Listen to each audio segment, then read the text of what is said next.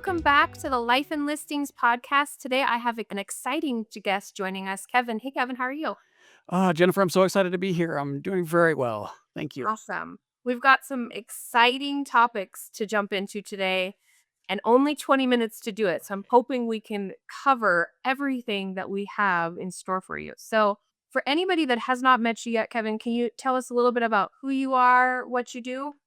Yeah, so real quick, I got started investing in real estate at a pretty young age. I was 21 when I bought my first house, lived in it, moved out of it, kept it as a rental. And what I learned through that process is that you really can build wealth with real estate. There's lots of different ways to make money in it. For me, it was investing in it. So I turned that into a career and I was buying one house, two houses every single month. And I did that for years while, I got started while I was in college still. And what I fell in love with, Jennifer, was the financing side of real estate. That really is where the deal structure is, especially when you start talking about creativity and creative real estate. So I started raising private capital and loaning it out to other investors. I had experience fixing and flipping, so I understood the business. Yeah, so I just started raising capital and loaning it out in 2006. I started Pine Financial in 2008, and over $1 billion in transactions later, here we are. What made you make that pivot? Like, did you see someone else do it? Did you go to a conference and get the idea? Like, where did you make that little bit of a pivot in your real estate journey? Yeah, I really was attracted to the finance side because to buy one house or two houses a month while you're a broke college kid, I mean, my refrigerator consisted of a keg of beer and that was it. Like, I didn't have money, right? So I learned how to use other people's money to put deals together and build a portfolio. So I really did just fall in love with it. And then I got recruited by a mortgage broker. This was back before the SAFE Act and the 2008 crash and all that. I got recruited to originate loans because I was having success in the business. And that was terrible. I got to be honest with you. Originating loans for other people, it just wasn't my thing. Yeah. But I did learn that if I raise the capital myself, then I could have more control over the business. I could create my underwriting standards. I could service the debt and help more people. I guess it's more of a I just fell in love with it, and then I got recruited into the more traditional side and then evolved from there. Yeah. That right there is super interesting because most people are waiting way past college to even buy their first house, right? But you're going all the way through college buying two houses a month. Like, that's insane. And so one of the things that we were going to talk about today, which I love because it's almost when you really think about it in like the traditional sense, like the backwards way of thinking, right? So you want to talk about passive income from debt. People always have this negative, connotation to the word debt. So let's dig into that. Well, there's two sides here, Jennifer. First, if you're going to leverage other people's money to get into the business or even just buy your first home, I mean, usually you go out and get a mortgage, right? That's what makes real estate so special compared to other investment options. I mean, I understand you could leverage stocks and there's margin accounts and that kind of thing, but it's pretty small compared to what you could do with real estate. So it allows you to control a big portfolio of assets with very little money out of your own pocket. So it's very positive on the borrower side. Now, there's a double edged sword here, right? Because with leverage comes risk, as we learned in 2008 with the credit crash. So there is additional risk, but it helps you reach full potential. Mhm. Now, on the other side of the business, what most people do not think about is if you are the lender, like pretend you were the bank. You ever walk into a bank and it's like, it looks like the person that owns it's poor? No, I mean, they obviously they know something and what they know is they could charge fees and they could charge spreads. Yeah. And so you could do that too. So it's just like becoming the bank and being the holder of the debt. And, a lot of really wealthy people over history have done that. I think it's a smart way to do that. I mean, especially when, a lot of our listeners are in the real estate space, so they're getting these potentially very large chunks of money all at one time. So them being able to do that with other people and be creative and have another set of income coming in is honestly the way to do it, and I think more of us should be, but I see a very small percentage of agents, brokers, team leads doing that. Why do you think that is? I don't think there's a ton of understanding around it. Although private credit, which is what we're talking about here, credit or debt's basically the same, used interchangeably in this Yeah. context here. So private credit is becoming a huge industry because banks are so nervous right now. You have Silicon Valley Bank going under, right? They went under because they owned government debt. Yeah. and they couldn't get out of that. So then they crash, and so all their peers are like, "Well, what are we gonna do?" So we tighten guidelines, we raise interest rates, we make it very difficult on the borrower. And real estate investors need capital to keep operating. So the private debt space is filling that need, but people don't understand it as well because it's a Main Street investment, and it's not Wall Street, right? Yeah. Where would be the best place? Like someone's like, I either want to get private money or I want to start doing that. Where would you direct them to get information? Oh, there's no better place to get information for real estate investors than BiggerPockets. So I'm Okay. sure you've heard of that, but biggerpockets.com. And if you're looking to borrow private money, there's the best private lender directory ever there. So Yeah. you'll find what you need there.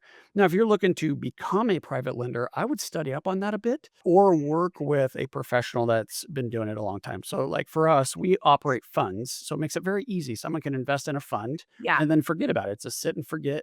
And it's very consistent. Even with all these tariffs and all these problems that we're seeing with the stock market right now, the private debt just keeps on plugging away. It's like the tortoise and the hare, right? Yeah. Or you can go out there and do it yourself and then start charging fees and everything like banks do.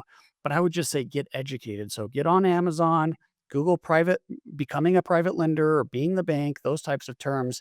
There's not a lot out there because it's not mainstream, Mhm. but there is some good education out there. So you would say start with something like a fund first. Would that be your recommendation? And then maybe if you want to really educate yourself, maybe graduate to doing direct private money.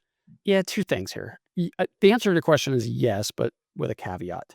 If you want to be a private lender and do it as a business, you should get educated and go out there and make the loans. Now, if you want to start with a fund, yes, that's probably a good way to at least get some exposure. But a lot of people don't want to operate it as a business. They have their job, maybe they're a real estate agent and they're out there transacting and that's what they love to do and they want to keep doing that. But they want some passive income and they understand real estate's fairly stable, fairly safe, especially if you're coming in at a low loan to value, which we Yeah. didn't talk about this. Being the first position in the capital stack is the safest. You're safer than the owner by a long shot, right? Mhm. The lender gets paid back first. So if you understand that and you want some exposure to it, and you don't want to turn it into a business, I would just go into a fund. Yeah. It's diversified. You have professional management. It's like investing in a mutual fund, right? Instead of identifying specific stocks, let a manager do that. Yeah. Let the person that's probably done a million hours of research do it first before you go do it directly. Exactly. So I want to pivot a little bit because I really want to dig into this topic because I think this is really interesting. So, how do you measure success? Yeah, so I think it's different for everybody, but I will tell you this, I very few people that I talk to that really have a grasp of this concept will say it has anything to do with money or number of doors or square feet of property that you own. It's typically going to be what's my freedom and lifestyle or how am I helping this specific person in my life? Like maybe it's like for me, I purchased a house for my dad and I just gave it to him, right, to help him retire. So that's something that's really cool. Mhm. You made a difference to somebody. Now for Pine Financial, we had a new employee come in. He's actually on my executive team and we were talking about how do you measure the success of the company and what are we looking to do? And he's like, well, I don't want to go over 50 or 60 employees because I've been big corporate. I don't want that anymore. And I said, okay, well, you're going to ask me how many people we should hire. And I'm just going to respond by how many people do you want to help? What lives do you want to impact? Because if you grow a bigger team, you're helping more people. So I really measure it by the differences I can make in other people's lives. Yeah. I think that's such an interesting point of view because there are so many different ways out there to measure success, right? And then in the industry we're in, some people measure success by these things they see on TV or podcasts or whatever. And it's like, yes, I have 1,000 doors or I sell $1 billion of real estate or all these things. The profit margin might not match what you assume. And also, is your success, is money all you ever wanted? Or where did you want to give back? Did you want to do things for your family? Like you said, for your dad, that's amazing. Well, for Jennifer, what about if you're going to the money? If someone asks you that question, you immediately think about money. My question would be like, what were you going to do with the money? Like, let's pretend you had the money that equaled success to you. What would you do with it? And if you could dig into that answer, that's when you're going to really find what you're looking for. So important. For me, when I started Stat Solutions, it was literally like the most simple thing. I just wanted to be able to drop my kids off and pick them up every single day consistently and not have to go to like a normal 9 to 5 where they weren't going to let me do that. Like the silliest little thing, but it's been like this most a really important thing for my kids and for me, and it fills my cup and I get to do all those things. But the money allowed me to do that, right? But it's such an interesting thing when you really dig into, what is success. So for you, it's your team. It's maybe giving back. It's giving back to your dad. So when are you going to know you're done? Oh my gosh. So I'm in these different mastermind groups. I think masterminding and your people in your life, your tribe is absolutely essential for you to reach whatever you're trying to reach. And we meet with this group. It's very high level financial group. Like we're talking like big net worths, okay? And this question that you just asked me, Jennifer, comes up in every single meeting. Like when is enough enough? Yeah. When do you know when to stop? And nobody really in that at least that group understands that. Like, it's such a hard thing to narrow in on, but what I will share with you is sometimes it's not about the money that you why you keep going. Sometimes you just love what you do. Mhm. Maybe you make a bunch of money that you don't need and you just give it all away. Now you had the pleasure of the chase, which is essential for longevity and all kinds of things, happiness, all of that. And you get to change lives, right? So I don't know that there is an answer to the question of when's enough enough. I just we've been trying to find that answer. And I don't know that it exists, honestly. I don't have a good answer either because my husband and I talk all the time. Like, what are we going to do when we retire? I'm like, I'm not actually sure either one of us can truly Right. retire and go play golf all day and travel around. Like, I don't think that's possible. I think I'll still do some sort of variation of what I'm doing now, maybe not at the same scale. But it's funny that that comes up all the time because we talk about that all the time. Like, when, you Always. know? And what's interesting, what you said, your measure of success was when you can have the freedom to do what you want, to pick up your kids, right? But to have that, you have to give up probably some income. Your goal and what you're shooting for isn't the money, it's what the money buys, right? Mhm. That's exactly what I was talking about. Picking up your kids and going to their soccer game means you probably made less money, Yep. which is perfectly acceptable and fine and probably good, right? It's probably semi-healthy. I would say, like, our business has grown way slower because of the choices that I made, that I felt success, right? Maybe someone else is gonna gauge that I get to do school drop off in the morning as a successful thing, and I'm totally fine with that. Yeah. So then it's So, different. Yeah. Kevin, you put something really interesting together recently. So you put together a report on the crash. Can you talk a little bit about that? Yeah, and things have changed a little bit recently with all these tariffs, but prior to that, there was high interest rates, right? We're higher for longer. We keep hearing that. It's putting pressure on the economy. Is there going to be a housing crash or a softening? I don't know if you want to call it a crash. Is there going to be some impact in housing? And then Mhm. I get the question all the time, Jennifer. Maybe you do too. Like, what if it's another credit crash, a great recession like we saw in 2008, 9, and 10? And so I get that question a lot. And so I went back through the different recessions to see what's more similar because we hear that history doesn't repeat, but it rhymes. I'm sure you've heard that. So, what can we learn from history so we can do the best we can to project what's coming and make the best investment decisions? And what I've learned is that recessions very often don't impact real estate, or it does impact real estate in a positive way because when you have a recession, interest rates come down, real estate Yep. goes up. Mhm. So, it's not like, oh, there's a recession, we're going to lose values in our houses. It does not work that way. But every once in a while it does. So, 2008 was an example. Prior to that, the only one that kind of resembles what we're going through now was in 1990. So I deep dived into the 1990s crash and compared it to what we're going through now so that the reader can understand and learn from a prior recession to kind of project what might happen in the future. So I give that report away for free at thepinereport.com. Okay, I've got to go check that out. And so you did this before the tariffs were put into place, correct? Yep, Do you have any inkling of what that is going to do to housing? I do.